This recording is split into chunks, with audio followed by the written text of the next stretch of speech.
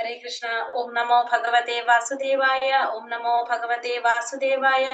Om Namo Bhagavate Vasudevaya. Om Ajnanatimmirandasya Jnananjana Shalakaya Chakshurunmilitam Yena Tasmai Shri Gurave Namah. Namo Vishnu Padaya Krishna Prashtaya Bhutale Srimate Bhaktivedanta Swaminiti Namine. Namaste Saraswate Deve Gauravani Pracharine Nirvishesha Shunyavadi Paschatya Deshatarine. जय श्री कृष्ण चैतन्य प्रभु नित्यानंद श्री अद्वैत गदाधर श्रीवासादि गौर भक्त वृंद हरे कृष्ण कृष्ण कृष्ण हरे हरे हरे राम राम राम हरे हरे ഹരേ Krishna. Shri Radha Govind temple ISKCON മാംഗ്ലൂരിന്റെ ഭക്തി രസാമൃത സിന്ധു ക്ലാസ്സിലേക്ക് എല്ലാവർക്കും സ്വാഗതം. ഹരേ കൃഷ്ണ. എല്ലാവർക്കും പ്രണാമം. നമ്മൾ ഇന്ന് 3-ാമത്തെ അധ്യായം ഭക്തിയുടെ സേവനം കൈക്കൊള്ളാൻ അർത്ഥിക്കുന്നവന്റെ യോഗ്യത. അപ്പൊ ഭക്തിയുടെ സേവനം ചെയ്യാനായിട്ട് വേണ്ട ഒരു വ്യക്തിയുടെ യോഗ്യതയെ കുറിച്ചാണ് നമ്മൾ ഇന്നത്തെ അധ്യായത്തിൽ കാണുന്നത്. നമ്മൾ ഇന്നലെ എന്താ പറഞ്ഞത്? ഇന്നലത്തെ അധ്യായം ഭക്തിയുടെ പ്രാഥമിക തലങ്ങൾ, അതാണ് നമ്മൾ ഇന്നലെ കണ്ടത്. 3 തരത്തിൽ: സാധന ഭക്തി, ഭാവഭക്തി, പ്രേമഭക്തി. നമ്മൾ മനസ്സിലായില്ലേ? സാധന ഭക്തിയിൽ പറയുമ്പോ നമുക്ക് ഏത് 2 കാര്യങ്ങളെ ഉണ്ടാവുള്ളൂ? ക്ലേശാഗ്നി, 2 ഗുണങ്ങളാണ് നമുക്ക് കിട്ടുന്നത്. ഭാവഭക്തിയിൽ വരുമ്പോ 4 ഗുണങ്ങൾ കിട്ടും. പ്രേമഭക്തിയിൽ വരുമ്പോഴാണ് ഈ ഭക്തി സേവനത്തിന്റെ 6 ഗുണങ്ങൾ നമുക്ക് കൈക്കൊള്ളാനായിട്ട് സാധിക്കുന്നതെന്ന് കണ്ടു. ഇനി അടുത്തതിൽ പറയുന്നത്, പിന്നെ നമ്മൾ പറഞ്ഞു, നമ്മൾ ഭഗവാനോടുള്ള ആ ഒരു പ്രേമം അല്ലെങ്കിൽ സ്നേഹം എല്ലാവരുടെ ഉള്ളിലും ഉള്ളതാണ്. പക്ഷെ അത് ചിലർക്ക് പെട്ടെന്ന് മനസ്സിലാക്കാൻ സാധിക്കും, ചിലർക്കൊരു ഗുരുവിന്റെ സഹായം വേണ്ടി വരാം. നമ്മൾ ശിശു നടക്കാൻ പഠിക്കും, നമ്മുടെ എക്സാമ്പിൾ കണ്ടു നമ്മളത് അല്ലെ. അപ്പൊ അതേപോലെയാണെന്ന് പറഞ്ഞു. അപ്പൊ ഇനി നമുക്ക് അടുത്തത് ഈ ഭക്തിയുടെ സേവനം കൈക്കൊള്ളാൻ അർത്ഥിക്കുന്നവന്റെ യോഗ്യത എന്താണെന്നാണ് പറഞ്ഞത്. നമ്മൾ കഴിഞ്ഞ അധ്യായത്തിൽ പറഞ്ഞു, ഗുരുവിന്റെ അല്ലെങ്കിൽ ഭഗവാന്റെ എന്താ പറയാ, കാരുണ്യം ഉണ്ടെങ്കിലാണ് നമുക്ക് എന്ത് സാധിക്കുന്നത്? ഭക്തിയുടെ സേവനം ചെയ്യാൻ സാധിക്കുന്നത് അല്ലെ. സുദുർലഭം എന്ന് പറഞ്ഞൊരു പോയിന്റ് നമ്മൾ പറഞ്ഞതാണ്, എല്ലാവർക്കും ചെയ്യാനായിട്ട് സാധിക്കില്ല. ഭഗവാന്റെ അല്ലെങ്കിൽ ഗുരുവിന്റെ കാരുണ്യം ഉണ്ടെങ്കിലേ ഭക്തിയുടെ സേവനം ചെയ്യാനായിട്ട് സാധിക്കുന്നുള്ളൂ പറഞ്ഞു. അപ്പം ഒരു ഭക്തിയിൽ തുടങ്ങുന്നത് എപ്പോഴും എങ്ങനെയായിരിക്കും? ഒരു ഭക്തന്റെ അല്ലെങ്കിൽ ഒരു വൈഷ്ണവന്റെ കൃപ കൊണ്ടായിരിക്കും നമുക്ക് എന്ത് സാധിക്കുന്നത്? നമ്മൾ ഈ ഭക്തിയുടെ തുടക്കം ഉണ്ടാവുന്നത് എപ്പോഴും എങ്ങനെയായിരിക്കും? ഒരു വൈഷ്ണവന്റെ അല്ലെങ്കിൽ ഒരു ഭക്തന്റെ കാരുണ്യം കൊണ്ടാണ് നമുക്ക് ഇതിൽ തുടങ്ങാനായിട്ട് സാധിക്കുന്നത്. നമുക്ക് നോക്കാം ഈ അധ്യായത്തില്.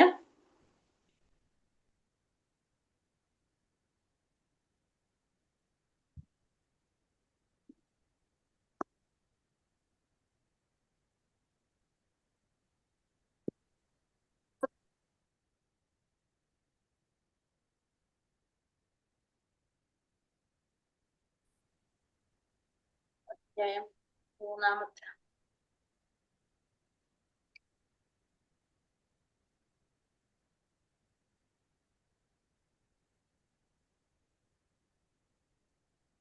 ഹരേ കൃഷ്ണ.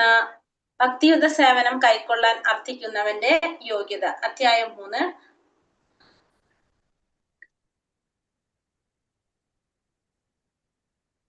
ശ്രീ രാധാ ഗോവിന്ദ് കി ജയ്, ശ്രീല പ്രഭുപാദ് കി ജയ്. 100% ഭക്തിയുടെ സേവനം, 100% ഭക്തിയുടെ സേവനത്തിൽ ഏർപ്പെട്ടിരിക്കുന്ന മഹാത്മാക്കളുമായുള്ള സമ്പർക്കത്തിന്റെ ഫലമായി ഒരാൾ കൃഷ്ണനിലേക്ക് കുറച്ചൊക്കെ ആകർഷിക്കപ്പെടുന്നു.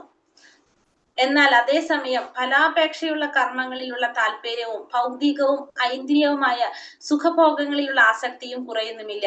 പലതരത്തിലുള്ള ത്യാഗസന്നദ്ധത ഉണ്ടായിട്ടുമില്ല. അങ്ങനെയുള്ള ഒരാൾ, അയാൾക്ക് കൃഷ്ണനിൽ അചഞ്ചലമായ വിശ്വാസം ഉണ്ടെങ്കിൽ ഭഗവാന് ഭക്തിയുടെ സേവനം നടത്താൻ അർഹത നേടുന്നു. ഇവിടെ പറയുന്നത് എന്താണ്? 100% ഭക്തിയുടെ സേവനത്തിൽ ഏർപ്പെട്ടിരിക്കുന്ന മഹാത്മാക്കളായിട്ടുള്ള സമ്പർക്കത്തിന്റെ ഫലമായിട്ട് കൃഷ്ണനിലേക്ക് കുറച്ചൊക്കെ ആകർഷിക്കുക. അതായത് 100% ഭക്തിയുടെ സേവനം ചെയ്തിരിക്കുന്ന ഒരു വ്യക്തി, അത് അങ്ങനെയുള്ളവരാണ് ശുദ്ധ ഭക്തന്മാര്. ആ ശുദ്ധ ഭക്തന്മാരുമായുള്ള സമ്പർക്കത്തിന്റെ ഫലമായിട്ട് ഒരാൾക്ക് എന്ത് സാധിക്കും? ഭക്തിയുടെ സേവനം ചെയ്യാനുള്ള യോഗ്യത ഉണ്ടാവും. അതായത് ഭഗവാനിലേക്ക് കുറെയൊക്കെ ആകർഷിക്കപ്പെടുന്നു എന്ന് പറഞ്ഞു. അതായത് 100% ഭക്തിയുടെ സേവനത്തിൽ ഏർപ്പെട്ടിരിക്കുന്ന ഒരു വ്യക്തിക്ക് എന്ത് സാധിക്കും? വ്യക്തിയുമായുള്ള സമ്പർക്കം കൊണ്ട് ഒരാൾക്ക് എന്ത് സാധിക്കും? കൃഷ്ണനിലേക്ക് കുറച്ചൊക്കെ ആകർഷിക്കപ്പെടുന്നു. അത് ശുദ്ധ ഭക്തന്മാരുമായുള്ള സമ്പർക്കം കൊണ്ട്. അതേസമയം തന്നെ ഫലാപേക്ഷയുള്ള കർമ്മങ്ങളിലുള്ള താല്പര്യവും ഭൗതികവും ആത്മീയവും ഭൗതികവും ഇന്ദ്രിയവുമായ സുഖഭോഗങ്ങളിലുള്ള ആസക്തിയും കുറയുന്നില്ല. പലതരത്തിലുള്ള ത്യാഗസന്നദ്ധത ഉണ്ടായിട്ടുമില്ല. അങ്ങനെയുള്ള ഒരാളാണെങ്കിലോ ഭഗവാനിൽ അചഞ്ചലമായ വിശ്വാസം ഉണ്ടെങ്കിൽ അയാൾക്കും ഭക്തിയുടെ സേവനം ചെയ്യാനുള്ള അർഹതയുണ്ട്. അപ്പൊ 2 തരത്തിലുള്ളവരെ കുറിച്ച് പറഞ്ഞു. ഒന്ന്, ശുദ്ധ ഭക്തന്മാരുമായുള്ള സമ്പർക്കം കൊണ്ട് ഒരാൾക്ക് എന്ത് സാധിക്കും? ഭക്തിയുടെ സേവനം ചെയ്യാനുള്ള യോഗ്യത ഉണ്ടാവും. ഒന്നാമത്തെ, ഭക്തിയുടെ സേവനം ചെയ്യാനായിട്ട് ആകർഷിക്കപ്പെടുന്നു പറഞ്ഞു ഭഗവാനിലേക്ക്. രണ്ടാമത്തത്, അപ്പൊ ശുദ്ധഭക്തൻ എന്ന് പറഞ്ഞാൽ നമുക്കറിയാം ഇന്ദ്രിയങ്ങളെ നിയന്ത്രിച്ച വ്യക്തിയാണ്, നമുക്കറിയാലോ അത്തരത്തിലുള്ള വ്യക്തിയാണ്. ഭൗതികമായ ആഗ്രഹങ്ങളൊന്നുമില്ല, എല്ലാ ഇന്ദ്രിയങ്ങളും ഭഗവത് സേവനത്തിന് വേണ്ടി ഉപയോഗിക്കുന്ന വ്യക്തിയായിരിക്കും. നേരെ മറിച്ച് ഫലപേക്ഷയുള്ള കർമ്മങ്ങളിലുള്ള താല്പര്യം, ഫലം ആഗ്രഹിച്ചുകൊണ്ട് കർമ്മം ചെയ്യുന്ന വ്യക്തി ഭൗതികമായിട്ടും പിന്നെ ഐന്ദ്രിയമായ സുഖഭോഗങ്ങളിൽ ആസക്തിയും ഉള്ളൊരു വ്യക്തിയാണെങ്കിൽ, ത്യാഗസന്നദ്ധ ഒന്നും ഇല്ല, അങ്ങനെയുള്ള ത്യാഗത്തിന് മനോഭാവം ഒന്നും ഇല്ലാത്തൊരു വ്യക്തിയാണെങ്കിലും അയാൾക്ക് ഭഗവാനിൽ വിശ്വാസം ഉണ്ടെങ്കിൽ, ഭഗവാനില് അചഞ്ചലമായ വിശ്വാസം ഉണ്ടെങ്കിൽ അയാൾക്ക് എന്തിനുള്ള അർഹതയുണ്ട്? ഭക്തിയുടെ സേവനം ചെയ്യാനുള്ള അർഹതയുണ്ട്. ക്ലിയർ ആയ 2 പോയിന്റ് പറഞ്ഞത്? 2 പോയിന്റ് ഇവിടെ പറഞ്ഞത്. ഒന്ന്, ശുദ്ധ ഭക്തന്മാര് എങ്ങനെയാണ്? ശുദ്ധ ഭക്തന്മാരുമായിട്ടുള്ള സമ്പർക്കം കൊണ്ട്, ഒരു വ്യക്തിക്ക് ശുദ്ധ ഭക്തന്മാരുമായിട്ടുള്ള സമ്പർക്കം കൊണ്ട് എന്തിനുള്ള അർഹതയുണ്ട്? ഭക്തിയുടെ സേവനം ചെയ്യാനുള്ള യോഗ്യത ഉണ്ടാവും. രണ്ടാമത്തത്, ആ വ്യക്തി അങ്ങനെയല്ല, ശുദ്ധഭക്തനല്ല, ആ വ്യക്തിക്ക് എങ്ങനെയില്ല? കർമ്മങ്ങളിൽ ഫലം ആഗ്രഹിച്ചുകൊണ്ട് കർമ്മം ചെയ്യുന്നു, ഭൗതികമായിട്ടുള്ള ആഗ്രഹങ്ങളുണ്ട്, ഇന്ദ്രിയ സംതൃപ്തി, ഇന്ദ്രിയ ആസക്തി ഉണ്ട്, പിന്നെ ത്യാഗസന്നദ്ധ ഇല്ല. അങ്ങനെയുള്ള ഒരു വ്യക്തിക്കും ഭഗവാനിൽ വിശ്വാസം ഉണ്ടെങ്കിൽ അയാൾക്ക് എന്ത് സാധിക്കും? ഭക്തിയുടെ സേവനം നടത്താനായിട്ട് സാധിക്കും. ഉത്തമ ഭക്തൻ, ഇനി ആരാണ് ഉത്തമ ഭക്തൻ? നമ്മൾ പഠിച്ചതാണ്. ഉത്തമാധികാരി, മധ്യമാധികാരി, ഓർമ്മയില്ലേ? ഏതിലെ പഠിച്ചത്? ഉപദേശാമൃതത്തിൽ പഠിച്ചതാണ് അല്ലെ. ഉത്തമ ഭക്തൻ എന്ന് പറഞ്ഞാല് പ്രസക്തമായ വേദഗ്രന്ഥങ്ങളിൽ നിഷ്ണാതത്വം, അതായത് നമുക്ക് എന്താണ് വേദങ്ങളെ കുറിച്ച് ശരിയായ ആഴത്തിലുള്ള അറിവുണ്ടായിരിക്കും. അവയെ ആധാരമാക്കിയുള്ള ചർച്ചകളിൽ വൈദഗ്ധ്യം നേടിയ വ്യക്തിയായിരിക്കും. തികഞ്ഞ വിവേചന ബുദ്ധിയോടെ നിഗമനങ്ങൾ അവതരിപ്പിക്കാനുള്ള സാമർഥ്യം ഉണ്ടായിരിക്കും. ജീവിതത്തിന്റെ പരമലക്ഷ്യം ഭക്തിയുതമായിട്ടുള്ള കൃഷ്ണാവ സേവനമാണെന്ന് അയാൾക്കറിയാം. തനിക്ക് ആരാധിക്കാനും സ്നേഹിക്കാനും കൃഷ്ണൻ മാത്രമുള്ളതെന്ന് അയാൾ വിശ്വസിക്കുന്നു. ഈ ശ്രേണിയിൽപ്പെടുന്ന ഭക്തന്മാർ ഉത്തമനായ ഒരു ആത്മീയ ആചാര്യന്റെ ശാസനങ്ങളെ അതേപടി അനുസരിച്ച് ജീവിച്ചു പോരുന്നവരാണ്. ഇത്തരം ശിഷ്യന്മാർ ഒരിക്കലും തന്നിൽ മുതിർന്നവരുടെ തത്വങ്ങളിൽ നിന്ന് വ്യതിചലിക്കുന്നില്ല. ഭക്തിയുടെ സേവനത്തിൽ പാകം വന്ന സ്ഥിതപ്രജ്ഞ നേടിയവരെ ഉത്തമ ഭക്തരായി കണക്കാക്കാം. നമ്മൾ ഉപദേശാമൃതത്തിൽ പഠിച്ച പോയിന്റ്സ് തന്നെയാണ് ഒരു ഉത്തമ ഭക്തൻ എന്ന് പറഞ്ഞാൽ എങ്ങനെയാണെന്നുള്ളത്. കാരണം വേദങ്ങളെ കുറിച്ച്, ശാസ്ത്രങ്ങളിൽ ശരിയായ അറിവുണ്ടായിരിക്കും, അതിനെക്കുറിച്ചുള്ള ചർച്ചകളിൽ വൈദഗ്ധ്യം നേടിയ വ്യക്തിയായിരിക്കും, വിവേചന ബുദ്ധിയോടുകൂടി കാര്യങ്ങൾ അവതരിപ്പിക്കാനുള്ള സാമർഥ്യം ഉണ്ടായിരിക്കും, പരമമായ ലക്ഷ്യം ഭക്തിയുടെ സേവനം തന്നെയായിരിക്കും, തനിക്ക് ആരാധിക്കാനായിട്ടും തനിക്ക് സ്നേഹിക്കാനും ഭഗവാൻ മാത്രമുള്ളൂ എന്ന് വിശ്വസിക്കുന്ന വ്യക്തിയാണ്. പിന്നെ ആചാര്യന്മാരുടെ ശാസന നടപടികൾ അതേപടി അനുസരിച്ച് ജീവിച്ചു പോരുന്നവരാണ്. ഭക്തിയുടെ സേവനത്തിൽ പാകം വന്ന സ്ഥിതപ്രജ്ഞ നേടിയവരെ നമ്മൾ ആരായിട്ട് കണക്കാക്കാം? ഉത്തമ ഭക്തന്മാരായിട്ട് കണക്കാക്കാനായിട്ട് സാധിക്കും. ഇനി മധ്യമാധികാരി എങ്ങനെയാണ്? മതഗ്രന്ഥങ്ങളിൽ ആധാരമാക്കി ന്യായവാദം നടത്തുന്നതിൽ വലിയ സമർത്ഥരായിരിക്കില്ല, ശാസ്ത്രങ്ങളെ കുറിച്ച് വലിയ അറിവുണ്ടായിരിക്കില്ല, ലക്ഷ്യത്തെ കുറിച്ച് ദൃഢമായ വിശ്വാസമുള്ളവരായിരിക്കും. കൃഷ്ണനാണ് ആരാധിക്കപ്പെടാനും സ്നേഹിക്കാനും യോഗ്യതയായിട്ടുള്ള പരമവസ്തു എന്ന് അയാൾക്ക് ഉറപ്പുണ്ട്. അറിയാവുന്നതാണ് അല്ലെ. ഭഗവാൻ തന്നെയാണ്, ഭഗവാനിൽ വിശ്വസിക്കുന്നവരാണ് ആരാധിക്കപ്പെടാനും സ്നേഹിക്കപ്പെടാനും ഭഗവാൻ മാത്രമേ ഉള്ളൂ എന്ന് വിശ്വസിക്കുന്നവരാണ് ആര്? മധ്യമാധികാരികള്. കനിഷ്ഠാധികാരി എന്ന് പറയുന്നത് ഇവരുടെ വിശ്വാസം ശക്തമല്ല, ശാസ്ത്രങ്ങളെ മതഗ്രന്ഥങ്ങളുടെ തീരുമാനത്തെ അവർ അംഗീകരിക്കുന്നില്ല, ശക്തമായ വാദഗതികളുടെ മുമ്പിൽ ഇവരുടെ വിശ്വാസം തകർന്നു പോകുന്നു, ലക്ഷ്യത്തെക്കുറിച്ച് ഒരു ബോധവും ഇവർക്ക് ഉണ്ടാവില്ല. ഇവരുടെ അടുത്ത് ആരെങ്കിലും വേറെ രീതിയിൽ പറഞ്ഞാൽ അവർ അതിലേക്ക് പോകുന്നവർ, കാരണം അവർക്ക് എന്തില്ല, വിശ്വാസം ഇല്ല. കാരണം ഒരാള് തിരിച്ചു വാദിച്ചു കഴിഞ്ഞാൽ അവർ ആ രീതിയിൽ മാറിപ്പോകുന്നവരാണ് ആര്, കനിഷ്ഠാധികാരികള്. ഉത്തമാധികാരി, മധ്യമാധികാരി, കനിഷ്ഠാധികാരി. 100% ഭക്തിയുടെ സേവനത്തിൽ ഏർപ്പെട്ടിരിക്കുന്ന മഹാത്മാക്കളുമായുള്ള സമ്പർക്കത്തിന്റെ ഫലമായി ഒരാൾ ശ്രീകൃഷ്ണനിലേക്ക് കുറച്ചൊക്കെ ആകർഷിക്കപ്പെടുന്നു. അപ്പൊ ഭക്തിയുടെ സേവനം ചെയ്തിരിക്കുന്ന മഹാത്മാക്കളുമായിട്ടുള്ള സമ്പർക്കത്തിന്റെ ഫലമായിട്ട് ഒരാൾക്ക് എന്ത് സാധിക്കും, ഭഗവാനിലേക്ക് കുറെയൊക്കെ ആകർഷിക്കാനായിട്ട് സാധിക്കും. ധർമ്മനിഷ്ഠ ഇല്ലാത്തവർക്ക് ഭക്തിയുടെ സേവനത്തിലേക്ക് വരാനാവില്ല. ധർമ്മനിഷ്ഠ ഇല്ലാതെ ആർക്കും എന്ത് സാധിക്കില്ല, ഭക്തിയുടെ സേവനത്തിലേക്ക് വരാനായിട്ട് സാധിക്കില്ല. ധാർമ്മിക വൃത്തിയിൽ ഏർപ്പെടാത്ത ദുരിതം അനുഭവക്കാരൻ ക്രമേണ അജ്ഞേയവാദിയോ കമ്മ്യൂണിസ്റ്റോ അതുപോലെ മറ്റു വല്ലതുമോ ഒക്കെ ആയി തീരും. കാരണം അയാൾ ഈശ്വരനിൽ പൂർണ്ണമായി വിശ്വസിക്കുന്നില്ല. ഈശ്വരനെ നിരാകരിച്ചുകൊണ്ട് തന്നെ സ്വന്തം ദുരിതാവസ്ഥയുമായി പൊരുത്തപ്പെട്ടു പോകാൻ കഴിയുമെന്ന് അയാൾ കരുതുന്നു. ഭഗവാനുമായിട്ടുള്ള ഐക്യം തങ്ങളുടെ ലക്ഷ്യമായി കാണുക, അതെന്താണ്, ഭൗതിക സങ്കല്പമായിട്ട് പറയാം. അതായത് ധാർമ്മിക വൃത്തിയിൽ പെടാത്ത ദുരിതാനുഭവക്കാരൻ ക്രമേണ ആജ്ഞേയവാദിയോ കമ്മ്യൂണിസ്റ്റോ അല്ലെങ്കിൽ അതുപോലെ തന്നെ മറ്റു വല്ലതുമോ ഒക്കെ ആയിത്തീരും. കാരണം എന്താണ്, അയാൾക്ക് പൂർണ്ണമായിട്ടും ഭഗവാനിൽ വിശ്വസിക്കുന്നില്ല, ഭഗവാനെ നിരാകരിക്കുകയാണ് ചെയ്യുന്നത്.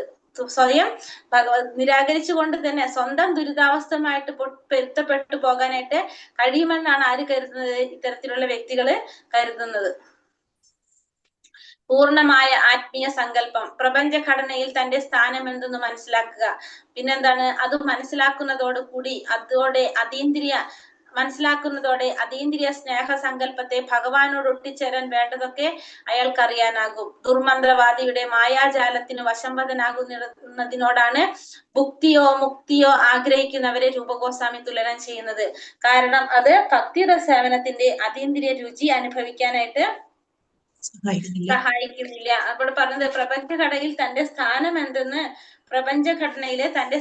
എന്തെന്ന് മനസ്സിലാക്കുക. പൂർണ്ണമായിട്ടുള്ള ആത്മീയ സങ്കല്പത്തിന് പറഞ്ഞത് തന്റെ സ്ഥാനം എന്താണെന്ന് മനസ്സിലാക്കുക. അത് മനസ്സിലാക്കുമ്പോ അതീന്ദ്രിയമായ സ്നേഹസങ്കല്പത്തെ ഭഗവാനോട് ഒട്ടിച്ചേരാൻ വേണ്ടതൊക്കെ അയാൾക്ക് അറിയാനായിട്ട് സാധിക്കും. അപ്പൊ എന്തൊക്കെയാണ് വേണ്ടതെന്നുള്ളത് അയാൾക്ക് മനസ്സിലാക്കാനായിട്ട് സാധിക്കും. പിന്നെ പറയുന്നത് ദുർമന്ത്രവാദിയുടെ മായാജാലത്തിന് വശംവദനാകുന്നതിനോടാണ് എന്ത് പറയുന്നത്, ഭുക്തി അല്ലെങ്കിൽ മുക്തി ആഗ്രഹിക്കുന്നവരെ രൂപഗോസ്വാമി തുലനം ചെയ്യുന്നത്. കാരണം അത് ഭക്തിയുടെ സേവനത്തിന്റെ അതീന്ദ്രിയമായ രുചി അനുഭവിക്കാനായിട്ട് നമ്മളെ സഹായിക്കുന്നില്ല എന്നാണ് പറയുന്നത്. അപ്പോൾ മുക്തി എന്ന് പറഞ്ഞാല് മുക്തി എന്ന് പറഞ്ഞാല് ഈ ഭുക്തി എന്ന് പറഞ്ഞാല് ഭൗതിക സുഖത്തിനെയാണ് നമ്മൾ എന്ത് പറയുന്നത്, ഭുക്തി എന്ന് പറയുന്നത്. മുക്തി എന്ന് പറഞ്ഞ എന്താണ്, ഭഗവാനിൽ ലയിക്കുന്നതിനാണ് മുക്തി എന്ന് പറയുന്നത്. ഭുക്തി എന്ന് വെച്ചാൽ ഭൗതിക സുഖം, മുക്തി എന്ന് പറഞ്ഞാൽ ഭഗവാനിൽ ലയിക്കുക. ഇതിനെ എന്തിനാണ് പറയണത്, ദുർമന്ത്രവാദിയുടെ മായാജാലത്തിനോടാണ് ഇതിനെ പറയുന്നത്. രൂപഗോസ്വാമി ഇതുമായിട്ട് തുലനം ചെയ്യുന്നത്. കാരണം അത് ഭക്തിയുടെ സേവനത്തിന്റെ അതീന്ദ്രിയമായ രുചി അനുഭവിക്കാനായിട്ട് സഹായിക്കും. രണ്ടും അങ്ങനെ തന്നെയാണ്, ഭുക്തിയും അങ്ങനെ തന്നെയാണ്, മുക്തിയും അങ്ങനെ തന്നെയാണ്. കാരണം ഭഗവാനില് ഈശ്വരൻ ലയിക്കുന്നതാണ് മുക്തി.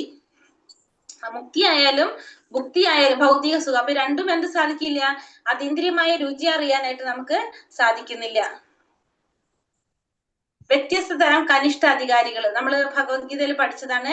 ഏതൊക്കെയാണ്, 4 പേരില്ലേ, ചതുർവിധ ഭജത്തെ ആരൊക്കെയാണ് സുകൃതികള്, 4 സുകൃതികൾ ആരൊക്കെ പറഞ്ഞത്, ദുഃഖിതൻ, ധനകാംക്ഷി, ജിജ്ഞാസു, ജ്ഞാനി. ദുഃഖിതനെ നമ്മൾ ഉദാഹരണം കണ്ടിരുന്നു, ഗജേന്ദ്രനും പിന്നെ ദ്രൗപദി. ഓർമ്മയുണ്ടോ? ധനകാംക്ഷിയായിട്ട് ധ്രുവ മഹാരാജാവിനെയും സുഗ്രീവനെയും പറഞ്ഞിട്ടുണ്ടായിരുന്നു. ജിജ്ഞാസുവായിട്ട് നൈമിഷാരണ്യത്തിലെ ഋഷിമാരും, ജ്ഞാനിയായിട്ട് നമ്മൾ അവിടെ പറഞ്ഞത് ജ്ഞാനിയായിട്ട് ആരെയായിരുന്നു, സുഖദേവ ഗോസ്വാമിയാണ്. ഇവിടെ പറയുന്നത് 4 കുമാരന്മാരെയാണ്. ഇതിലേറ്റവും 4 കുമാരന്മാര് സനകാദികളാണോ? സനക, സനാതന, സനന്ദ, സനൽകുമാർ. അതെ സനകാദികൾ കേട്ടോ. സനക, സനാതന, സനന്ദ, സനൽകുമാരന്മാര്, 4 കുമാരന്മാര്. അപ്പൊ ഇവരിൽ വെച്ച് ഏറ്റവും ഉത്തമനായിട്ടുള്ളത് ആരാണെന്നാ ഭഗവാൻ പറഞ്ഞിരിക്കുന്നത്, ജ്ഞാനിയാണെന്നാ പറയുന്നത് അല്ലെ. എന്തുകൊണ്ടാണ് ജ്ഞാനി എപ്പോഴും ഭൗതിക കാര്യങ്ങളിലൊട്ടും താല്പര്യമില്ല. ഭഗവാനെ കുറിച്ച് അറിയാൻ മാത്രമാണ് ആരാഗ്രഹിക്കുന്നത്? ജ്ഞാനി ആഗ്രഹിക്കുന്നത്. ഈശ്വരനോടൊന്നും തന്നെ ആവശ്യപ്പെടുന്നില്ല. ശാസ്ത്രങ്ങളെ കുറിച്ച് അദ്ദേഹത്തിന് ശാസ്ത്രങ്ങളെ കുറിച്ച് പ്രാഥമികമായ അറിവെങ്കിലും ഉണ്ട്. എല്ലാതും ഭഗവാനെ കുറിച്ച് അറിയാൻ മാത്രമാണ് ആരാഗ്രഹിക്കുന്നത്? ജ്ഞാനി ആഗ്രഹിക്കുന്നത്. അല്ലാതെ ഭൗതികമായ കാര്യങ്ങളിലുള്ള ആഗ്രഹങ്ങളല്ല ജ്ഞാനി പറയുന്നത്. അതുകൊണ്ട് തന്നെ ഭഗവാൻ ഏറ്റവും പ്രിയപ്പെട്ടവരാണ് ഇതില് ജ്ഞാനിയാണ് ഏറ്റവും പ്രിയപ്പെട്ടവരെന്നും ഭഗവാൻ പറയുന്നത്. നമ്മൾ ഭഗവത്ഗീതയിൽ പഠിച്ചതാണ്. വൈദ്യസാധന ഭക്തി മുന്നേറാനുള്ള തടസ്സങ്ങള് അവിടെ എന്താ പറഞ്ഞത്? വൈദ്യസാധന ഭക്തിയിൽ മുന്നേറാനുള്ള തടസ്സങ്ങള് മുക്തിയോ ഭുക്തിയോ ആഗ്രഹിക്കുക. ഭുക്തി വന്നാലും നമുക്ക് പ്രോബ്ലം ആണ്, മുക്തി വന്നാലും പ്രോബ്ലം. ഭുക്തി എന്ന് വെച്ചിട്ടുണ്ടെങ്കിൽ ഭൗതികമായിട്ടുള്ള സുഖം ആഗ്രഹിക്കുന്നത്, മുക്തി എന്ന് പറഞ്ഞാൽ ഭഗവാനിലേക്ക്. ഇത് രണ്ടും നമുക്ക് തടസ്സാണ്. കാരണം അതീന്ദ്രിയമായൊരു അത് അറിയാനായിട്ട് നമുക്ക് സാധിക്കില്ല. അതീന്ദ്രിയമായിട്ടുള്ള സുഖം അറിയണമെങ്കിൽ നമുക്ക് ഇത് രണ്ടും കാര്യമില്ല. ശാസ്ത്രങ്ങളിൽ നിന്നുള്ള ഉദാഹരണങ്ങളാണ് ഈ പറയുന്നത്. അപ്പൊ അത് തടസ്സങ്ങൾക്ക് ഉദാഹരണങ്ങൾ നമ്മൾ പറയാണ്. ഭാഗവതത്തിൽ പറഞ്ഞിരിക്കുന്ന ശ്ലോകങ്ങളാണ് ഇവിടെ കോട്ട് ചെയ്തിരിക്കുന്നത്. ഒന്നാമത് പറയുന്നത് ശ്രീമദ് ഭാഗവതം 3-ാം സ്കന്ധം 25-ാം അധ്യായം 34-ാം ശ്ലോകത്തിലെ കപിലദേവൻ പറയുന്നത്, ഭക്തർ എല്ലാ തരം മുക്തിയും നിരസിക്കുന്നു. അവർ ഭക്തിയുടെ സേവനം കൊണ്ട് തന്നെ സംതൃപ്തരാണ്. ഭക്തർക്ക് എന്താഗ്രഹമില്ല? മുക്തി ആഗ്രഹമില്ല. ഭക്തിയുടെ സേവനം കൊണ്ട് തന്നെ അവര് സംതൃപ്തരാണെന്നാണ് കപിലദേവൻ പറയുന്നത്. പിന്നെ ശ്രീമദ് ഭാഗവതം 4-ാം സ്കന്ധം 9-ാം അധ്യായം 10-ാം ശ്ലോകത്തിൽ ധ്രുവ മഹാരാജാവ് പറയുന്നത്, ഭഗവാൻ അങ്ങയുടെ പാതാരവിന്ദങ്ങളുടെ ധ്യാനത്തിൽ മുഴുകുമ്പോൾ ശുദ്ധഭക്തന്മാർ അനുഭവിക്കുന്ന അതീന്ദ്രിയമായ ആനന്ദത്തിന്റെ സമീപത്തെങ്ങും എത്താൻ ആത്മസാക്ഷാത്കാരത്തിലൂടെ നിർവ്യക്തികവാദികൾ അനുഭവിക്കുന്ന ആനന്ദത്തിന് സാധ്യമല്ല. അങ്ങനെ ഇരിക്കെ ഏറിപ്പോയാൽ സ്വർഗലോകങ്ങളിലേക്ക് ഉയർത്തപ്പെടാൻ മാത്രം സാധ്യതയുള്ള കാമികർമ്മികൾക്ക് എങ്ങനെയാണ് അങ്ങയെ മനസ്സിലാക്കുക? അപ്പൊ ശ്രീമദ് ഭാഗവതത്തിലെ ധ്രുവ മഹാരാജാവ് പറയുന്നതാണ്. അപ്പൊ ഭഗവാന്റെ പാതാരവിന്ദങ്ങളിലെ ധ്യാനത്തിൽ മുഴുകുമ്പോ ശുദ്ധഭക്തന്മാർ അനുഭവിക്കുന്ന ആത്മീയമായ ആതീന്ദ്രിയമായ ആനന്ദത്തിന്റെ സമീപത്ത് എത്താൻ പോലും ആർക്ക് സാധിക്കില്ല? നിർവ്യക്തികവാദികൾക്ക് സാധിക്കില്ല. പിന്നെ എങ്ങനെയാണ് സ്വർഗലോകത്തിലേക്ക് ഉയർത്തപ്പെടാൻ മാത്രം സാധ്യമുള്ള കാമ്യകർമ്മികള്, അതായത് ഫലം ആഗ്രഹിച്ചുകൊണ്ട് കർമ്മം ചെയ്യുന്നവർക്ക് സാധിക്കുന്നത്? അവർക്ക് എങ്ങനെയാണ് ഭഗവാനെ മനസ്സിലാക്കാൻ സാധിക്കുന്നതെന്നാണ് ആര് പറയുന്നത്? ധ്രുവ മഹാരാജാവ് പറയുന്നത്. പിന്നെ പറയുന്നത് ദുർമന്ത്രവാദിയുടെ മായാജാലത്തിന് വശംവദനാക്കുന്നതിനോടാണ് മുക്തിയോ ഭുക്തിയോ ആഗ്രഹിക്കുന്നവരെ രൂപഗോസ്വാമി തുലനം ചെയ്യുന്നത്. അത് മുക്തിയും ഭുക്തിയും ആഗ്രഹിക്കുന്ന രൂപഗോസ്വാമി എന്ത് പറയുന്നത്? ദുർമന്ത്രവാദിയുടെ മായാജാലത്തിന് വശംവദനാകുക, അതിനോടാണ് ഉപമിച്ചിരിക്കുന്നത്. ശ്രീ വില്വമംഗലം ഠാക്കൂർ പറയുന്നത്, മുക്തി എന്നെ സേവിക്കാനായി എന്റെ പടിവാതിൽക്കൽ കൈകൂപ്പി നിൽക്കുന്നതാണ്. അപ്പൊ വില്വമംഗലം ഠാക്കൂർ പറയുന്നതാണ്, മുക്തി എന്നെ സേവിക്കാൻ വേണ്ടിയിട്ട് എന്റെ പടിവാതിൽക്കൽ നിൽക്കാണ്. കാരണം വില്വമംഗലം ഠാക്കൂർ ഭക്തനാണ്. അപ്പൊ ആ ഭക്തനെ സേവിക്കാൻ വേണ്ടിയിട്ട് ആര് വന്നിരിക്കുകയാണ്? മുക്തി വന്നിരിക്കുകയാണ്. ആ പടിവാതിൽക്കൽ നിൽക്കാണ് അത് വന്നിട്ട്. അപ്പൊ അങ്ങനെയാണ് പറയണത്. മുക്തി ആര് മൈൻഡ് ചെയ്യുന്നില്ല? ഒരു ഭക്തൻ ഒരിക്കലും മുക്തി നോക്കുന്നില്ല. നമ്മൾ പറഞ്ഞില്ലേ, സായുജ്യ മുക്തി ഒരിക്കലും ആഗ്രഹിക്കാത്തതാണ് ആര്? ഭക്തൻ. ശ്രീമദ് ഭാഗവതം 3-ാം സ്കന്ധം 4-ാം അധ്യായം 15-ാം ശ്ലോകത്തിൽ ഉദ്ധവർ പറയുന്നു, അങ്ങയുടെ പാദങ്ങളിലുള്ള വിശ്വാസവും ഭക്തിയും അചഞ്ചലമായി നിൽക്കണമേ എന്ന് മാത്രമാണ് എന്റെ പ്രാർത്ഥന. അപ്പൊ അങ്ങയുടെ പാദങ്ങളിലുള്ള വിശ്വാസവും ഭക്തിയും അചഞ്ചലമായിട്ട് നിൽക്കണേന്ന് മാത്രമാണ് പ്രാർത്ഥിക്കുന്നതെന്നാണ് ഉദ്ധവര് പറയുന്നത്. ചൈതന്യ മഹാപ്രഭു പറയുന്നത്, അസംഖ്യം അനുഗാമികളുടെയോ അളവറ്റ സമ്പത്തിന്റെയോ സുന്ദരിയായ ഭാര്യയുടെയോ രൂപത്തിലുള്ള ഭൗതിക സുഖമോ ഭൗതിക ജീവിതത്തിൽ നിന്നുള്ള വേർപെടലോ എനിക്ക് വേണ്ട. എനിക്കിതൊന്നും വേണ്ട എന്നാണ്. നാ സുഖം നാ എന്താ പറയാ പറഞ്ഞല്ലോ, നാ സുഖം സുന്ദരി. അതെ, അപ്പൊ നാ ധനം നാ സുഖം നാ സുന്ദരിയും തുടങ്ങുന്ന ആ ശ്ലോകം പറയുന്നത്, എനിക്ക് എന്ത് വേണ്ട? എനിക്ക് ധനവും വേണ്ട, സമ്പത്തും വേണ്ട, അളവറ്റ അനുഗാമികളും വേണ്ട, സുന്ദരിയായ ഭാര്യയും വേണ്ട, എനിക്ക് ഒന്നും വേണ്ട. എന്ത് മാത്രം മതി? എനിക്ക് ഭക്തി മാത്രം മതി എന്ന് പറയുന്നത് അല്ലെ. ഭൗതിക ജീവിതത്തിലുള്ള വേർപാടൊന്നും എനിക്ക് വേണ്ട എന്നാണ് ആര് പറയുന്നത്? ചൈതന്യ മഹാപ്രഭു ശിക്ഷാഷ്ടകത്തിൽ പറയുന്നത്. ശ്രീമദ് ഭാഗവതം 3-ാം സ്കന്ധം 25-26 ശ്ലോകത്തിൽ കപിലദേവൻ പറയുന്നത്, എന്റെ വിവിധ രൂപങ്ങൾ, എന്റെ മുഖകാന്തി, വശ്യമായ ശരീരവടിവ് എന്നിവയിൽ എന്റെ യഥാർത്ഥ ഭക്തൻ ആകർഷരാകുന്നു. അവർക്ക് എന്റെ ധാമത്തിൽ എന്റെ ചങ്ങാതികളുടെ കൂട്ടത്തിൽ ഞാൻ സ്ഥാനം നൽകും. അപ്പൊ ഭഗവാനിൽ ആകർഷരാകുന്ന ഭഗവാന്റെ യഥാർത്ഥ ഭക്തന്മാർക്ക് ചങ്ങാതികളുടെ കൂട്ടത്തിൽ ഭഗവാൻ സ്ഥാനം നൽകുമെന്നാണ് പറയുന്നത്. അപ്പൊ ഇതൊക്കെ എന്താണ് പറയുന്നത്? വൈദ്യസാധന ഭക്തി മുന്നേറുള്ള തടസ്സങ്ങൾ, അതായത് ശാസ്ത്രത്തിൽ നിന്നുള്ള ഉദാഹരണങ്ങളാണ് പറയുന്നത്. മുക്തിയോ ഭുക്തിയോ പോലും ആരാഗ്രഹിക്കുന്നില്ല? ഭക്തന്മാർ ആഗ്രഹിക്കുന്നില്ല എന്നുള്ളതിന് നമുക്ക് പല പല ഗ്രന്ഥങ്ങളിലെ ഉദാഹരണങ്ങൾ പറഞ്ഞിരിക്കുന്നത്. അത് ജസ്റ്റ് വായിക്കാനുള്ളതുള്ളൂ നമുക്ക്. ഹരേ കൃഷ്ണ കൃഷ്ണ കൃഷ്ണ ഹരേ ഹരേ, ഹരേ രാമ രാമ രാമ ഹരേ ഹരേ. ഇതില് മെയിൻ ആയിട്ട് നമുക്ക് ഇതിലെന്താ പറഞ്ഞിരിക്കുന്നത്? ഭക്തിയുടെ സേവനം കൈക്കൊള്ളാൻ വേണ്ട ഒരാളുടെ യോഗ്യത, അതാണ് നമ്മളിവിടെ പറഞ്ഞത് അല്ലെ. അത് എങ്ങനെയാണ് പറഞ്ഞത്? ആ യോഗ്യത ഉണ്ടാകുന്നത് ഒന്നുകിൽ ഭക്തന്മാരുടെ സമ്പർക്കത്തിലൂടെ കാരുണ്യം കൊണ്ട് ലഭിക്കുന്നു. അതല്ലെങ്കിൽ നമുക്കിപ്പോ ഭൗതികമായ ആഗ്രഹങ്ങളും എല്ലാം ഉണ്ടെങ്കിലും ഭഗവാനിലെ വിശ്വാസം ഉണ്ടെങ്കിലും നമുക്ക് എന്ത് ലഭിക്കും? അത് ലഭിക്കും എന്ന് പറഞ്ഞു. അതാണ് മെയിൻ ആയിട്ട് ഇതില് നമ്മൾ കണ്ടത്. ഇതിലല്ലാതെ വേറെ കൂടുതലൊന്നും.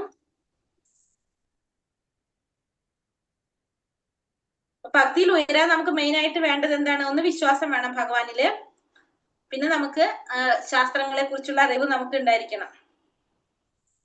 ഇതാണ് ഇവിടെ ഇതിൽ പറഞ്ഞിരിക്കുന്നത്. ഇനി അടുത്ത അധ്യായം കൂടി എടുക്കാം, നമുക്ക് സമയമുണ്ടല്ലോ അല്ലെ. ഭക്തിയുടെ സേവനം മുക്തിക്കും അപ്പുറത്താണ്. അടുത്ത് പറയുന്നത്, നാലാമത്തെ പറയുന്നത്, ഈ ഭക്തിയുടെ സേവനം എന്ന് പറയുന്നത് എങ്ങനെയാണ്? മുക്തിക്കും അപ്പുറത്തായിട്ടുള്ളതാണ് ഭക്തിയുടെ സേവനം. അധ്യായം 4, ഭക്തിയുടെ സേവനം മുക്തിക്കും അപ്പുറത്തുള്ളതാണ്. ഇന്നത്തിരി സ്പീഡ് കൂടുതലാണ്. അതെ, അത് പറയണ്ടെന്നാ. ഹരേ കൃഷ്ണ. ഒന്നും എഴുതാൻ പറ്റില്ല. എഴുതാനായിട്ട് ഒന്നുകൂടി റെക്കോർഡ് നോക്കിട്ട് എഴുതിയാൽ മതി. റെക്കോർഡ് നോക്കി എഴുതാം. എന്നാലും കുറച്ച് സ്പീഡ് കൂടും.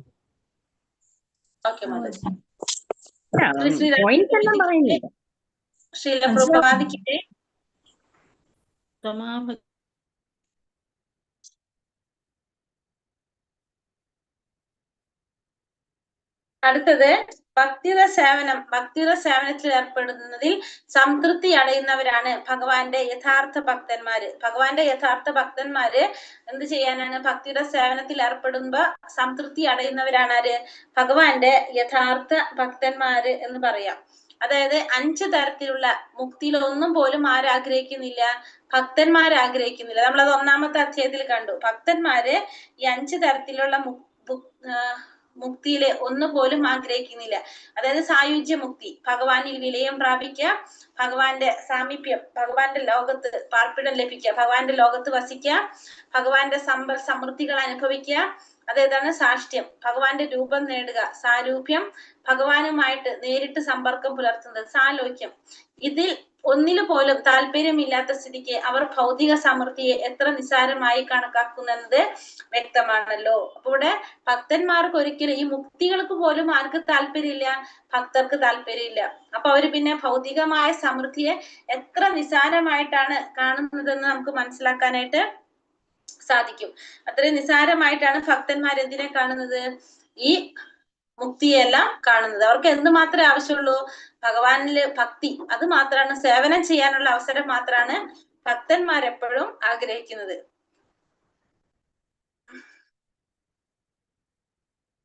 ഇവിടെയും ഇത് തന്നെയാണ്. മുക്തിയും ഭുക്തിയും നിരസിക്കുന്ന അവരുടെ ഉദാഹരണങ്ങൾ, ശാസ്ത്രങ്ങളിൽ നിന്നുള്ള ഉദാഹരണങ്ങളാണ് പറയുന്നത്. ശ്രീമദ് ഭാഗവതം 4ാം സ്കന്ധം 20ാം അധ്യായം 24ാം ശ്ലോകത്തിലെ പൃഥു മഹാരാജാവ് പറയുന്നത്, നിരന്തരം അങ്ങയെ സ്തുതിച്ചു പാടാൻ പരസഹസ്രം നാവുകളും അവ നിരന്തരം കേൾക്കാൻ പരസഹസ്രം കാതുകളും എനിക്ക് നൽകി അനുഗ്രഹിക്കണമേ എന്ന് മാത്രമാണ് എന്റെ പ്രാർത്ഥന. എനിക്ക് ഈ മുക്തിയോ ആത്മീയ മോചനമോ ആവശ്യമില്ല. അപ്പോൾ പറയുന്നത്, നിരന്തരം അങ്ങയെ സ്തുതിച്ചു പാടാൻ എനിക്ക് എന്തുമാത്രം വേണ്ടത്? പരസഹസ്രം നാവുകളും കേൾക്കാനായിട്ട് പരസഹസ്രം കാതുകളും എനിക്ക് നൽകി അനുഗ്രഹിക്കണം എന്നാണ് പ്രാർത്ഥിക്കുന്നത്. അതാണ് പൃഥു മഹാരാജാവ് പ്രാർത്ഥിക്കുന്നത്. അപ്പൊ ഭഗവാനെ സ്തുതിച്ചു പാടാൻ പരസഹസ്രം നാവുകളും കേൾക്കാനായിട്ട് പരസഹസ്രം കാതുകളും നൽകി എന്നെ അനുഗ്രഹിക്കണേ എന്നാണ് ആര് പ്രാർത്ഥിക്കുന്നത്? പൃഥു മഹാരാജാവ് പ്രാർത്ഥിക്കുന്നത്. എനിക്ക് എന്ത് വേണ്ട? മുക്തിയും വേണ്ട, ആത്മീയമായ മോചനം ഒന്നും എനിക്ക് വേണ്ട എന്നാണ് ആര് പറയുന്നത്? പൃഥു മഹാരാജാവ് പറയുന്നത്. ശ്രീമദ് ഭാഗവതം 5ാം സ്കന്ധം 14ാം അധ്യായം 44ാം ശ്ലോകത്തിൽ മഹാനായ ചക്രവർത്തി ഭരതൻ ജീവിതത്തിലെ എല്ലാ സുഖ സൗകര്യങ്ങളും എളുപ്പത്തിൽ ഉപേക്ഷിച്ചു. ഭൗതികമായ സകല ഐശ്വര്യങ്ങളും അദ്ദേഹത്തിന് നൽകാൻ ഭാഗ്യദേവത തയ്യാറായിരുന്നു. പക്ഷെ ആ വക സമൃദ്ധികളൊന്നും അദ്ദേഹം കൈക്കൊണ്ടില്ല.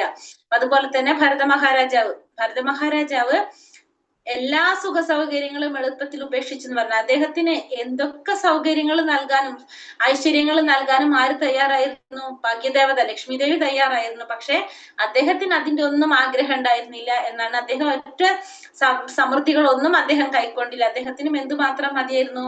ഭഗവാനോടുള്ള അചഞ്ചലമായ ഭക്തി. അത് മാത്രമാണ് ആരാഗ്രഹിച്ചത്? ചക്രവർത്തി ഭരത മഹാരാജാവും ആഗ്രഹിച്ചത്.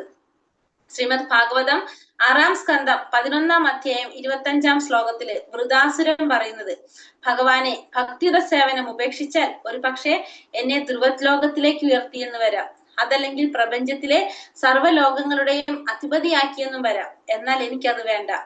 യോഗസിദ്ധികളും വേണ്ട, ആത്മീയ വിമോചനവും ഞാൻ ആഗ്രഹിക്കുന്നില്ല. അങ്ങയുമായുള്ള സമ്പർക്കവും അനശ്വരമായ സർവാതിശയായ സേവനം അങ്ങേക്ക് ചെയ്യാനുള്ള അവസരവുമാണ് വേണ്ടത്. അപ്പൊ ഭക്തിയുടെ സേവനം ഉപേക്ഷിച്ചാല് ചിലപ്പോ എന്നെ ധ്രുവലോകത്തിലേക്ക് ഉയർത്താം, അല്ലെങ്കിൽ പ്രപഞ്ചത്തിലെ സർവ്വലോകങ്ങളുടെയും അധിപതിയാക്കാനും സാധിക്കും.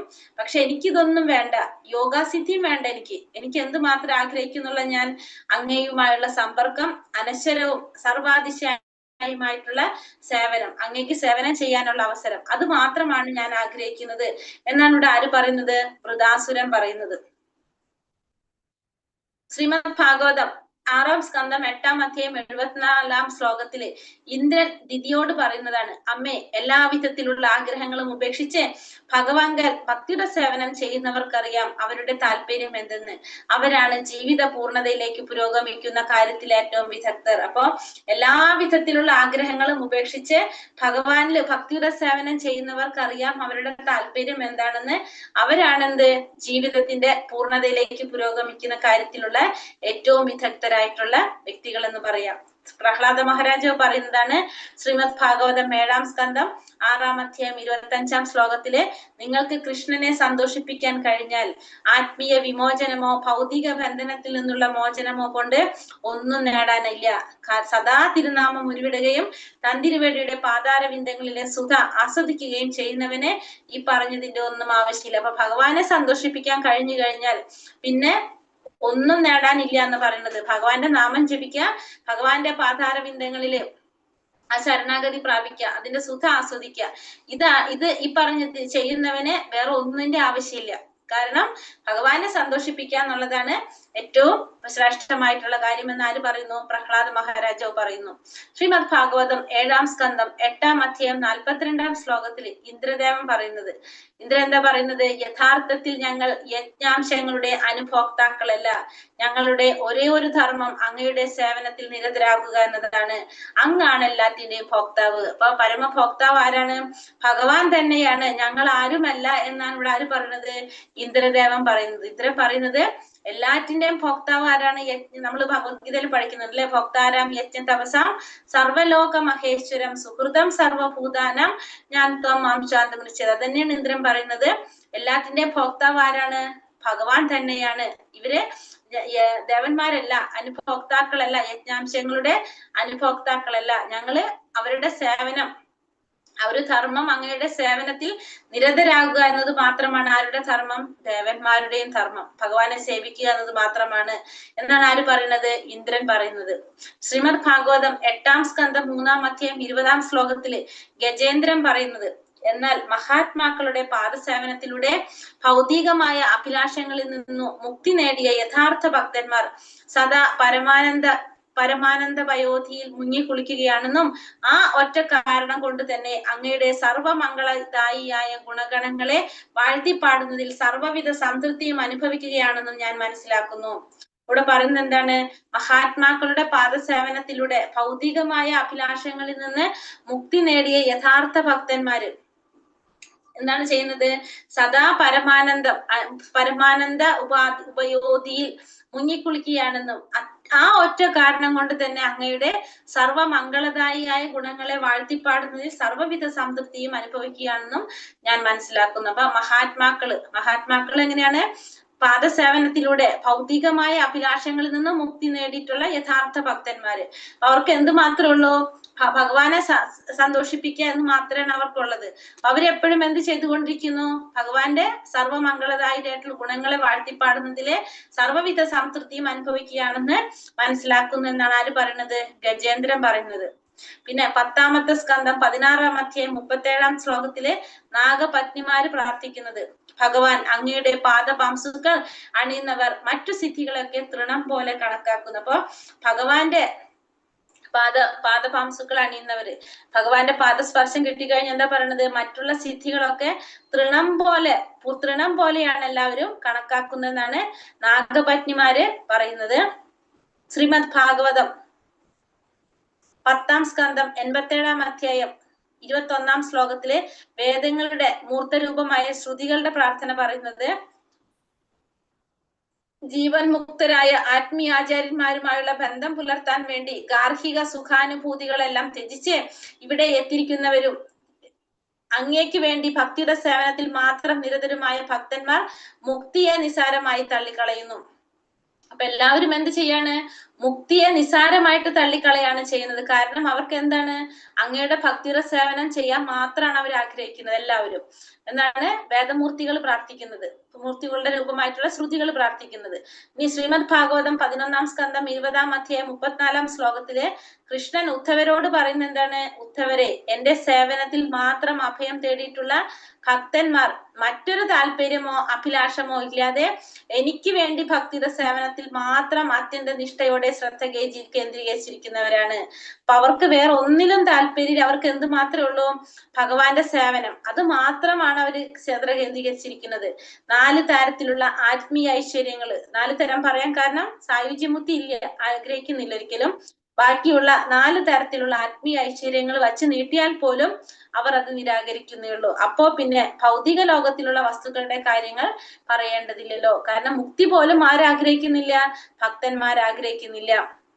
ശ്രീമദ് ഭാഗവതം 10ാം സ്കന്ധം 14-ാം അധ്യായം 14-ാം ശ്ലോകത്തില് ഉദ്ധവരെ, എന്നെ കുറിച്ചും എന്റെ പ്രവർത്തനങ്ങളെ കുറിച്ചുമുള്ള ചിന്തകൾ കൊണ്ട് നിറഞ്ഞ മനസ്സോട് കൂടിയവൻ ബ്രഹ്മപദമോ ഇന്ദ്രപദവിയോ സർവലോകാധിപത്യമോ അഷ്ടൈശ്വര്യ സിദ്ധിയോ എന്തിനധികം മുക്തി പോലും ആഗ്രഹിക്കുന്നില്ല.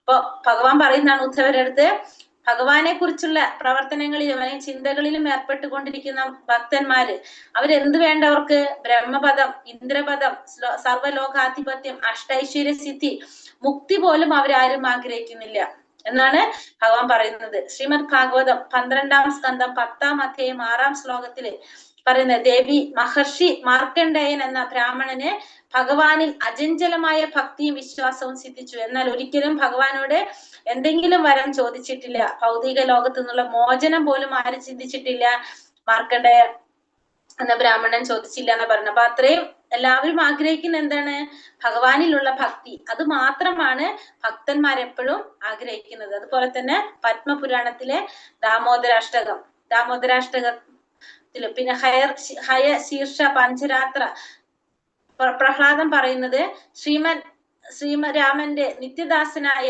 ശ്രീ ഹനുമാനെയാണ് പ്രഹ്ലാദൻ മാതൃകയാക്കുന്നത്. മോക്ഷലബ്ധിക്കു ശേഷവും അങ്ങയുടെ നിത്യദാസൻ എന്ന നിലയ്ക്കുള്ള നാം തമ്മിലുള്ള ബന്ധത്തിന്റെ ശക്തി കുറയ്ക്കുന്ന യാതൊന്നും എനിക്ക് ആവശ്യമില്ല. അപ്പൊ പറയുന്നത് ഹനുമാനെയാണ് പ്രഹ്ലാദൻ മാതൃകയാക്കിയിട്ട് പറഞ്ഞത്, മോക്ഷലബ്ധിക്ക് ശേഷം അങ്ങയുടെ നിത്യദാസൻ എന്ന നിലയ്ക്കുള്ള നമ്മൾ തമ്മിലുള്ള ബന്ധത്തിന്റെ ശക്തി കുറയ്ക്കുന്ന യാതൊന്നും എനിക്ക് ആവശ്യമില്ല. കാരണം എല്ലാവരും എന്ത് തന്നെയാണ് പറയുന്നത്, ഇതെല്ലാം നമുക്ക് പറഞ്ഞു തരുന്നത്, എല്ലാവരും ആഗ്രഹിക്കുന്നത് ഭഗവാനെ സേവനം ചെയ്യാൻ മാത്രമാണ് എല്ലാവരും ആഗ്രഹിക്കുന്നത് എന്ന് നമുക്ക് കാണിച്ചു തരാൻ വേണ്ടിയിട്ട് ഈ പറഞ്ഞ ഭാഗവതത്തിലെ ശ്ലോകങ്ങളും നമുക്ക് ഉദാഹരണമായിട്ട് ഇവിടെ കൊടുത്തിരിക്കുന്നത് മാത്രം. ഇത് ജസ്റ്റ് വായിച്ചു പോയാൽ മതി. ശ്രീമദ് ഭാഗവതം 6:14-5 പരീക്ഷിത് മഹാരാജാവ് പറയുന്നത്, കഠിനമായ തപോനുഷ്ഠാനങ്ങൾ നടത്തിയ മഹാത്മാക്കൾക്കും ജ്ഞാനം കൊണ്ട് മുക്തി നേടിയവർക്ക് പോലും ഭഗവത് ഭക്തന്മാരാകുന്നതിന് കഠിനാധ്വാനം ചെയ്യേണ്ടി വരുന്നു എന്ന് ഞാൻ കേട്ടിട്ടുണ്ട്. എന്നാൽ അങ്ങനെയുള്ള ആളുകൾ കുറവാണെന്ന് ഞാൻ അറിയുന്നു. അപ്പോ കഠിനമായ തപോനുഷ്ഠാനങ്ങൾ നടത്തിയ മഹാത്മാക്കള്, ജ്ഞാനം കൊണ്ട് മുക്തി നേടിയവർക്ക് പോലും ഭഗവാന്റെ ഭക്തരാകുന്നതിന് വേണ്ടിയിട്ട് എന്ത് വേണം, കഠിനാധ്വാനം ചെയ്യണം. ഈ പറഞ്ഞ പോലെ തപാനുഷ്ഠാനങ്ങൾ കൊണ്ടൊന്നും ഒരാൾക്ക് എന്ത് സാധിക്കില്ല, ഭക്തനാകാൻ സാധിക്കില്ല. അങ്ങനെയുള്ള ആളുകൾ കുറവാണെന്ന് ഞാൻ അറിയുന്നു എന്നാണ് ആര് പറയുന്നത്, പരീക്ഷിത് മഹാരാജാവ് പറയുന്നത്. കുന്തിദേവി പ്രാർത്ഥിക്കുന്നത് 1-ാം സ്കന്ധം 8-ാം അധ്യായം 20-ാം ശ്ലോകത്തിൽ പറയുന്നത്, മഹാജ്ഞാനികൾക്കോ പരമഹംസന്മാർക്കോ പോലും സങ്കല്പിക്കാൻ കഴിയാത്തത്ര വലിയവനാണങ്ങ്. ഭൗതിക അസ്തിത്വത്തിന്റെ പുനരാവർത്തനത്തിന് അപ്പുറം നിൽക്കുന്ന ഇത്തരം മഹർഷികൾക്ക് പോലും മനസ്സിലാക്കാൻ കഴിയാത്ത അങ്ങയുടെ മഹിമാതിരേകത്തെ എന്നെ പോലുള്ള താരതമ്യേന ബുദ്ധി കുറഞ്ഞ സ്ത്രീകൾക്ക് എങ്ങനെ അറിയാൻ സാധിക്കും? അപ്പൊ കുന്തിദേവി പ്രാർത്ഥിക്കുന്നത് അങ്ങനെയാണ് അല്ലെ. കുന്തിദേവിയും പറയുന്നത് എന്താണ്? ഭഗവാന്റെ മഹിമകള് അചിന്ത്യമായിട്ടുള്ളതാണ്. അപ്പൊ അങ്ങനെയുള്ള ഭഗവാനെ കുറിച്ച് ഈ താരതമ്യേന ബുദ്ധി കുറഞ്ഞ സ്ത്രീകൾക്ക് എങ്ങനെയാണ് അറിയാൻ സാധിക്കുന്നത്? സങ്കല്പിക്കാൻ കഴിയുന്ന ഇതിനപ്പുറത്തോളം വലിയവനാണ് ആര്? ഭഗവാൻ എന്നാണ് കുന്തിദേവി പ്രാർത്ഥിക്കുന്നത്. ശ്രീമദ് ഭാഗവതം 1-ാം സ്കന്ധം 7-ാം അധ്യായം 10-ാം ശ്ലോകത്തില് ആത്മാരാമ പദ്യം ഭൗതിക മാലിന്യങ്ങളിൽ നിന്നും പൂർണ്ണമായിട്ട് മുക്തരായവർക്ക് പോലും ഭഗവാൻ കൃഷ്ണന്റെ അതീന്ദ്രിയ ഗുണങ്ങളിൽ ആകൃഷ്ടരാകുന്നു. അപ്പൊ മുക്താത്മാക്കളും ബദ്ധാത്മാക്കൾ മാത്രമല്ല, മുക്താത്മാക്കൾ പോലും ആരിൽ ആകൃഷ്ടനാകുന്നു? ഭഗവാനിൽ ആകൃഷ്ടനാകുന്നു. അപ്പൊ എല്ലാവരെയും ആകർഷിക്കുന്നതാണ് ആര്? ഭഗവാന്റെ എന്താ പറയാ അതീന്ദ്രിയ ഗുണങ്ങൾ, അല്ലെങ്കിൽ ഭഗവാന്റെ ഭക്തി എന്ന് പറയുന്നത്. ഭഗവാൻ എല്ലാവരെയും ആകർഷിക്കുന്നതാണ്. എല്ലാവരും ആ ഭഗവാന്റെ അതീന്ദ്രിയ ഗുണങ്ങളില് ആകർഷണം. അത് ബദ്ധാത്മാക്കൾ മാത്രമല്ല, മുക്താത്മാക്കൾ ഓൾറെഡി മുക്തി നേടിയവരാണ്. അവര് പോലും ഭഗവാന്റെ അതീന്ദ്രിയ ഗുണങ്ങളില് ആകർഷരാകുന്നതാണ് എന്ന് പറയുന്നത്. ഇനി വൈകുണ്ഠ വസതി ഉൾപ്പെടെ എല്ലാ തരം മോക്ഷങ്ങളും വൃന്ദാവന ഭക്തർ നിരസിക്കുന്നു. 5 തരം മുക്തിയില് ഒരിക്കലും ഭക്തൻ ആഗ്രഹിക്കാത്ത മുക്തി അല്ലെങ്കിൽ സ്വീകരിക്കാത്ത മുക്തിയാണ് എന്ത്? സായുജ്യ മുക്തി. മറ്റു 4 ഭക്തന്മാർ ആഗ്രഹിക്കുന്നുണ്ടെങ്കിലും ഭക്തി സങ്കല്പത്തിന് വിരുദ്ധമായിട്ടില്ല. അപ്പൊ അത് ആഗ്രഹിക്കുന്നില്ല മറ്റുള്ള മുക്തികളും, പക്ഷെ അത് ഭക്തി സങ്കല്പത്തിന് വിരുദ്ധമല്ല. പക്ഷെ സായുജ്യ മുക്തി നമുക്കറിയാം അത് വിരുദ്ധമായിട്ടുള്ളതാണ്.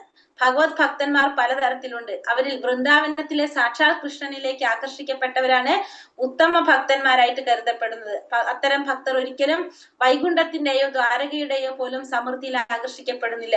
ഗോകുലത്തിലെ അഥവാ വൃന്ദാവനത്തിലെ ഭഗവാന്റെ ലീല വിലാസങ്ങളിൽ ആകർഷരാകുന്ന ഭക്തന്മാരാണ് ഏറ്റവും ശ്രേഷ്ഠരായ ഭക്തന്മാരെന്ന നിഗമനത്തിലാണ് രൂപഗോസ്വാമി എത്തിച്ചേരുന്നത്. അപ്പൊ ഭഗവാന്റെ ഭക്തന്മാര് പലതരത്തിലുണ്ടാവും. വൃന്ദാവനത്തിലെ സാക്ഷാൽ കൃഷ്ണനിലേക്ക് ആകർഷിക്കപ്പെട്ടവരാണ് ആര്? ഉത്തമ ഭക്തന്മാരായിട്ട് കാണുന്നത്. ഒരിക്കലും അത്തരം ഭക്തന്മാർ ഒരിക്കലും വൈകുണ്ഠത്തിലെ അല്ലെങ്കിൽ ദ്വാരകയെ പോലുള്ള സമൃദ്ധിയിലൊന്നും അവർ ആകർഷിക്കപ്പെടുന്നില്ല. ഗോകുലത്തിലെ ആ വൃന്ദാവനത്തിലെ ഭഗവാന്റെ ലീലകളിൽ ആകർഷപ്പെട്ട ഭക്തന്മാരാണ് ഏറ്റവും ശ്രേഷ്ഠമായിട്ടുള്ള ഭക്തന്മാരെന്നാണ് ആര് പറയുന്നത്? രൂപഗോസ്വാമി പറയുന്നത്. അതായത് ഭഗവാൻ ശ്രീകൃഷ്ണന്റെ വസുദേവ കൃഷ്ണനാണ് ഗോകുലത്തിലുള്ള അല്ലെ വൃന്ദാവനത്തിലെ ഭഗവാൻ കൃഷ്ണന്റെ ലീലാവിലാസങ്ങളിൽ ആകർഷരായിട്ടുള്ള ഭക്തന്മാര്.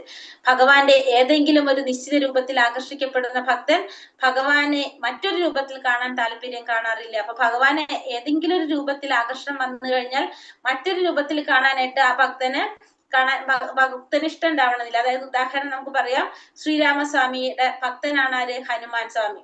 ആ ഹനുമാൻ സ്വാമിക്ക് ശ്രീരാമനും ഭഗവാൻ നാരായണനും ഒന്ന് തന്നെയാണെന്നറിയാം. പക്ഷെ ശ്രീരാമനെയാണ് ആര് സേവിക്കുന്നത്? ഹനുമാൻ ഇഷ്ടം സേവിക്കാനായിട്ട്. അതേപോലെ തന്നെയാണ് ഓരോ ഭക്തന്മാരും.